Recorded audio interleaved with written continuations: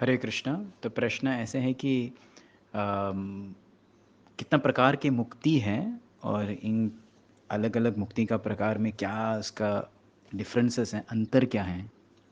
सो हम देखेंगे शास्त्र का उल्लेख है 5 प्रकार का मुक्ति है। ये मुक्ति कब प्राप्त होगा? जब भी हम इस संसारिक दुनिया, इस जो भौतिक जग जो है, मटेरियल वर्ल्ड जो है, कि बाहर जाते हैं। और इस भौतिक जग में कैसे बाहर जाते हैं? केवल अगर हम भगवान के प्रति, भगवान के ऊपर कुछ तो प्रेम जागृत होगा, तब हम इस संसार को छोड़ के बाहर जा सकते हैं। नहीं तो जब तक भौतिक आसक्ति है, जब तक मटेरियल अटैचमेंट्स हैं, डिज़ायर है, ये भौतिक चीज़, ये जग को एन्जॉय करना, तब तक हम इस संसार में घूम फिर के आना ही पड़ेगा। सो जब तक प्रेम जागृत नहीं हुआ कि हम आध्यात्मिक जग जाने का इच्छा निर्माण नहीं होगा, तो ये मुक्ति हम प्राप्त नहीं हो सकते। सो 5 प्रकार का मुक्ति क्या है? हम देखें, शास्त्र बता रहे कि पहले जो है सायुज्य मुक्ति। सायुज्य मुक्ति मतलब जो जीवात्मा, उनका इच्छा है कि मैं भगवान का जो चित शक्ति जो है, भगवान का जो चिन्ह शक्ति, भगवान का आध्यात्मिक शक्ति के साथ लीन होना चाहिए। हम और भगवान एक नहीं हो सकते, लेकिन भगवान का ब्रह्म ज्योतिर के अंदर हमको बैठना, हमको वो महसूस करना, एक्सपीरियंस करना। तो ये बोलते सायुज्य मुक्ति। कभी भी जीवात्मा और परमात्मा एक नहीं होगा। ओके, लेकिन एक प्रकार की अगर हम भगवान के शक्तियों के अंदर, भगवान का विस्तार ज्योति के अंदर बैठेंगे, तो लग रहे जैसे एक हैं लेकिन एक नहीं है। जैसे अगर कोई साइंस पढ़ते हैं तो समझ आते कि जब भी सूर्य का कर्ण, सूर्य का जो किरण आते हैं, तो सूर्य किरण के अंदर इतना सारे छोटे छोटे एटम्स हैं, कण हैं, बराबर। तो इसका अलग अलग एटम, अलग अलग इंडिविजुअल हैं, अलग अलग फोटोन पैकेट्स, एनर्जी पैकेट्स हैं। तो वैसे ब्रह्म ज्योति के अंदर भी भले कोई जीवात्मा सायुज्य मुक्ति का प्राप्ति होगा, लेकिन फिर भी ओ और भगवान है अलग हैं, सेम नहीं होगा। सो ये पहले का प्रकार का मुक्ति है। और इस मुक्ति में वैष्णव जो है वो स्वीकार नहीं करते। वैष्णव जो है स्वीकार नहीं करते क्योंकि इसमें सेवा नहीं है। हाँ, उदाहरण जैसे अगर हम समझो, आपको एक 5 स्टार 10 स्टार जो भी है होटल रूम मिला, वहाँ पे बस होटल में रहने का, क्या करने का? होटल में ही रहने का, कुछ काम नहीं, कुछ नहीं, जस्ट मस्त सुंदर फैसिलिटीज़ हैं, सुंदर वातावरण है, बहुत अच्छा है रहने के लिए। तो कुछ समय के बाद आपको कैसे आता है, कैसे लग रहा है? कंटाला आ जाता है ना, कि इधर भले इतना सुंदर, बहुत अच्छा है, सब चीज़ साफ है, शांति है, लेकिन जीवा का इच्छा क्या? कुछ करने के लिए, कुछ कंट्रीब्यूशन करना, कुछ कार्य करना। जैसे भगवद गीता बता रहे कि एक क्षण भी हम एक जगह पे शांति से नहीं बैठ सकते। इच्छा है जीवात्मा कुछ करने का, कुछ करने का। सो वैसे भी ये जो ब्रह्म ज्योति है, ये इतना हमें लग रहा है कि इस दुनिया में भी हम लोग सोच रहे कि अरे दुनिया बहुत कठिन है, ये भौतिक जीवन बहुत मुश्किल है, बहुत प्रॉब्लम्स हैं। चलो ये सब छोड़ छाड़ के मुझे आध्यात्मिक जगत, मुझे भगवान का धाम जाना है। लेकिन अगर सेवा नहीं करने का, सेवा भाव निर्माण नहीं होगा, तो इस सायुज्य मुक्ति का प्राप्ति होगा। तो वैष्णव लोग ये स्वीकार नहीं करते। हम देखेंगे भी महाराष्ट्र में एक बड़ा संत हैं, संत ज्ञानेश्वर महाराज हैं, जो 1000 साल पहले आए थे। और ज्ञानेश्वर माउली जो है वो कहते हैं कि महाराष्ट्र में भक्ति का पिता जैसे हैं, the father of devotion Maharashtra में। तो उन्होंने एक सुंदर पुस्तक या सुंदर प्रार्थना लिखा है कि वो बोलते हैं हरिपाठ। वो हरिपाठ में खुद ज्ञानेश्वर महाराज बता रहे कि जो पहले श्लोक या प्रेयर जो है, देवाची ये द्वारी उभक्षण भरी, तेने मुक्ते चारी साधी येला। आप बस भगवान का द्वार पे खड़े बाहर, फिर भी आपको ये 4 मुक्ति प्राप्त हो से। सो ये अमेजिंग है, क्योंकि हमको पता शास्त्र का उल्लेख है 5 प्रकार का मुक्ति, लेकिन ज्ञानेश्वर मौली जो है वो केवल 4 मुक्ति बोलते हैं। क्यों?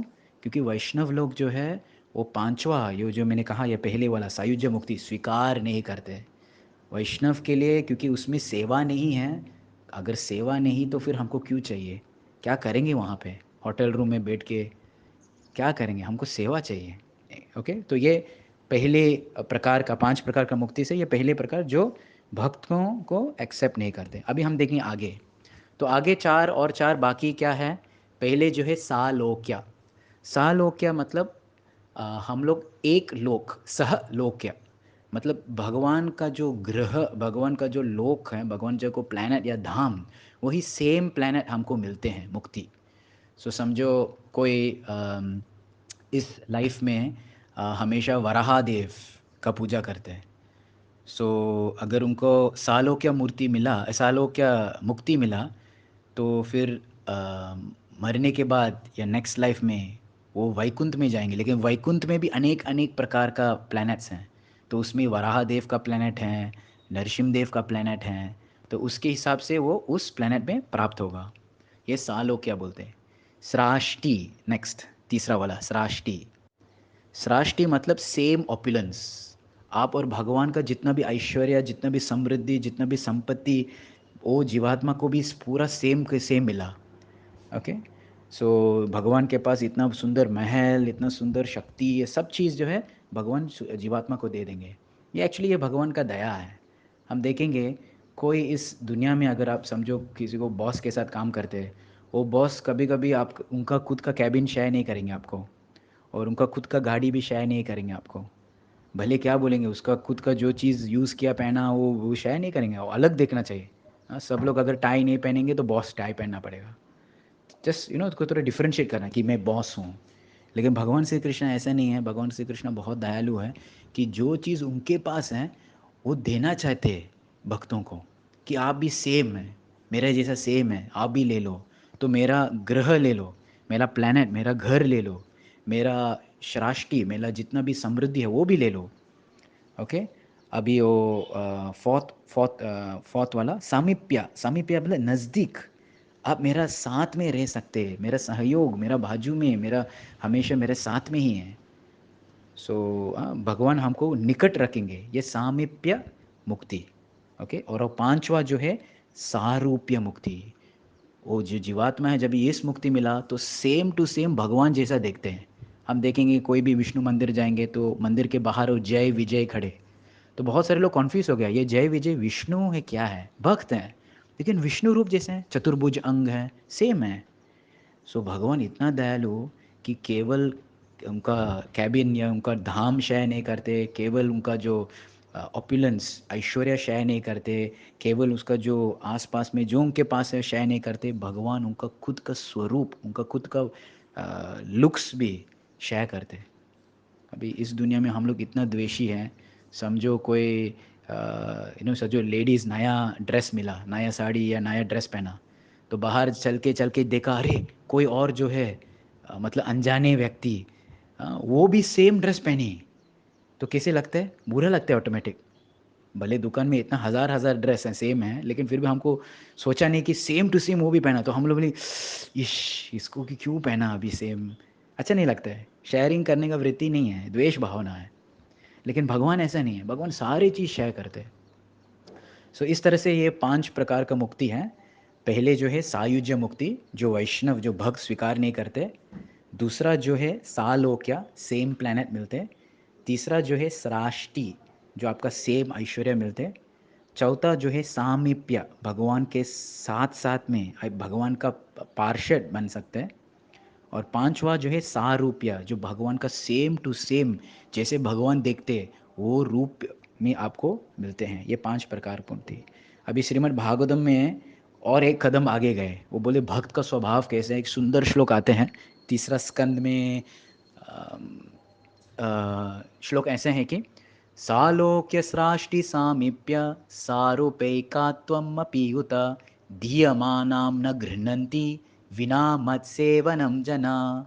तो पहले हमने चर्चा किया कि जो पहले वाला मुक्ति है भक्त लोग ऑटोमेटिक स्वीकार नहीं करते। अभी एक कदम आगे भक्त लोग क्या बोलते हैं कि हे भगवान, भले आपको मुझे ये देना, सालोक्य सृष्टि सामीप्य सारूपैकम, जो भी आपको देना, दीयमानाम आपका इच्छा है देने के लिए, लेकिन न गृह्णन्ति मैं स्वीकार नहीं करता हूँ। क्यों? विना मत सेवनम, अगर उनका सेवा का कनेक्शन नहीं है मुझे क्यों लेना। मतलब भक्त लोग इतना कि सेवा में फोकस है कि भगवान मुक्ति प्रदान करना, मुक्ति देना भी भक्त लोग स्वीकार नहीं करते। पहले भगवान आपको मुझे देना ठीक है, लेकिन इसके साथ साथ में सेवा है क्या? क्या फ़ायदा मेरे को आपके जैसा रूप मिला? क्या फ़ायदा मुझे आपके जैसा लोक मिला? क्या फ़ायदा मुझे आपके बाजू में खड़े मिला? क्या फ़ायदा मुझे आपके जैसा ऐश्वर्य, संपत्ति, समृद्धि मिला? इसमें कुछ सेवा है क्या? अगर मैं आपके बाजू में खड़े मुझे एक मौका मिला कि आपको सेवा करने के लिए, चामर या फ़ैन करने के लिए, अगर मेरे पास इतना समृद्धि है, संपत्ति है, मुझे मौका मिला कि आपको कुछ भोग अर्पण करने के लिए सेवा। सो इस प्रकार से हम देख सकते हैं भक्त का स्वभाव जो है हमेशा सेवा, सेवा, सेवा, सेवा। क्योंकि हम लोग जो है ख़ास करके गौड़ीय वैष्णव जो है वो राधा रानी का मार्ग है, राधा रानी का लाइन में आता है। और श्रीमती राधा रानी जो हमेशा कृष्ण के सेवा के बारे में ही सोचते हैं। श्री चैतन्य चरितामृत में एक श्लोक आता है कि श्रीमती राधा रानी का सोच क्या है? तो श्रीमती राधा रानी का क्या हमेशा सोचते हैं? श्रीमती राधा रानी बोलते हैं, कृष्ण मोरा जीवन, कृष्ण मोरा प्राणधन, कृष्ण मोरा प्राणेर परान, हृदय ऊपर धरुन सेवाकारी सुखी करूं, यही मोर सदा रहे ध्यान। श्रीमती राधा ने हमेशा सोचते हैं कि मुझे कृष्णा है मेरा जीवन है, कृष्णा ही मेरा लाइफ है, मुझे सेवा करने का ही। सो इस तरह से हम देख सकते हैं कि जब भी कोई भक्त बने तो उनका जो एस्पिरेशंस जो इच्छा है वो चेंज हो जाए। शुरुआत में हमको शायद इस दुनिया के बाहर आना क्योंकि बहुत मुश्किल है, बहुत त्रास है, बहुत डिफ़िकल्ट है, इसके बाहर आना बहाना ये एक प्रकार के स्वार्थ हैं। और कुछ लोग उस समय के बाद सोचते हैं कि नहीं नहीं मुझे धाम प्राप्त करना क्यों, वहाँ पे बस सुख संपत्ति है। तो ये भी एक प्रकार का स्वार्थ है। हाँ, आगे जाएंगे, आगे डिवोटी थोड़ा मैच्योर हो गया, हाँ थोड़ा बड़े होंगे उनका चेतना, उनका कॉन्शियसनेस में, प्रैक्टिस में, तो उनको केवल क्या चाहिए? उनको केवल बस कृष्णा को प्रसन्न करने का, ये सबसे ऊँची है। हरे कृष्णा।